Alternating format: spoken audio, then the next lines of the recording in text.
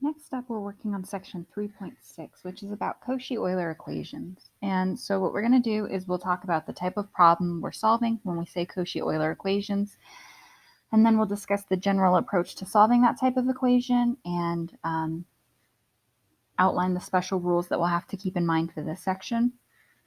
Then we'll do some examples, including a non-homogeneous problem, and then we'll talk about how we expand the method for some more general cases.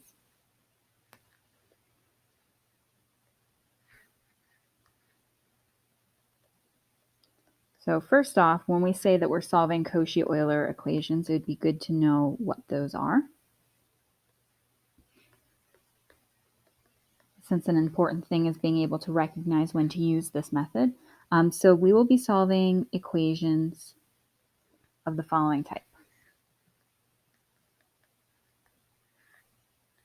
where we're going to have some constant a sub n times x to the nth power times the nth derivative of y, plus same format for the n minus 1 derivative.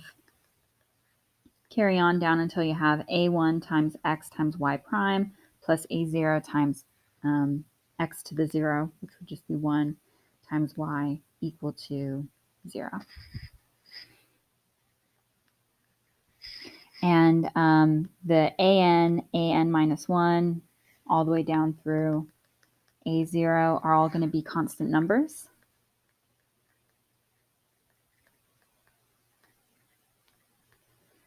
And so this is kind of a slightly more complicated differential equation than the constant coefficient equations that we were working with, but kind of the same idea where the different derivatives of y have something in front of them, and we're learning how to deal with it. So slightly more complicated than constant coefficient problems, which you learned how to solve previously.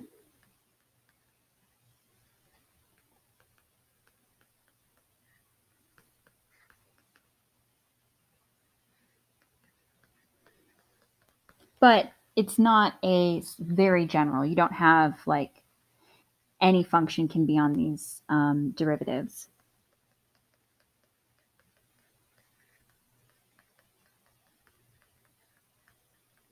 So the most important thing is that the power of x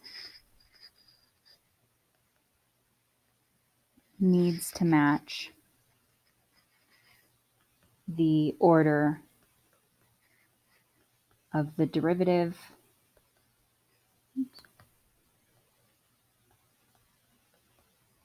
in each coefficient. Well, we'll say on each coefficient.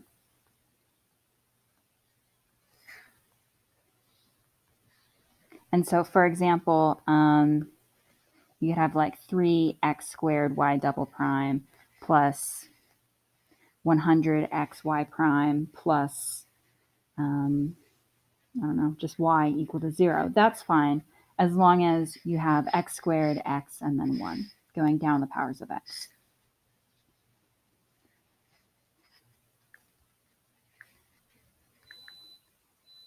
And then we'd like to know how to solve this type of equation. And it's going to be pretty straightforward. We're going to sort of bear in mind how we solved constant coefficient problems,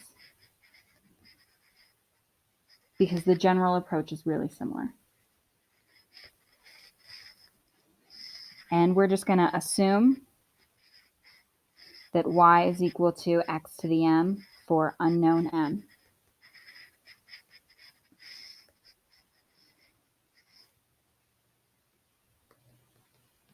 Plug y into the ODE and solve for m. And that approach should feel similar to when we did constant coefficient problems. It's just now our function with that m inside of it is different. And then kind of our special rules are going to be, if you find like a full set of m's for an nth order ODE, the general solution is y equals c1 x to the m1 plus c2 x to the m2 down through the nth one that you found. M sub n. And then we're just going to have special rules for repeated roots and complex roots, just like we did when we were working on constant coefficient problems. So if you find repeated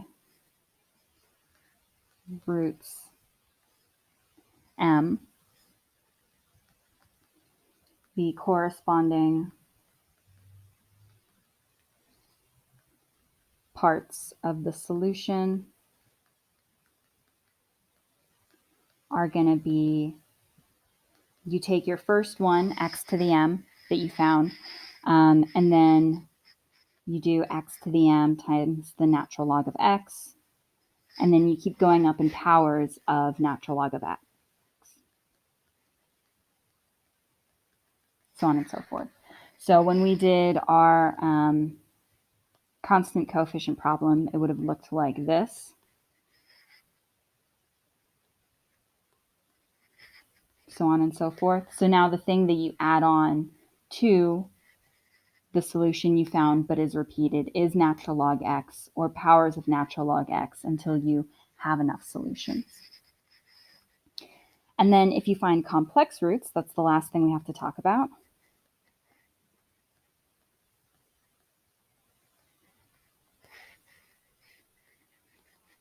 And those are going to be like m equal alpha plus or minus I beta.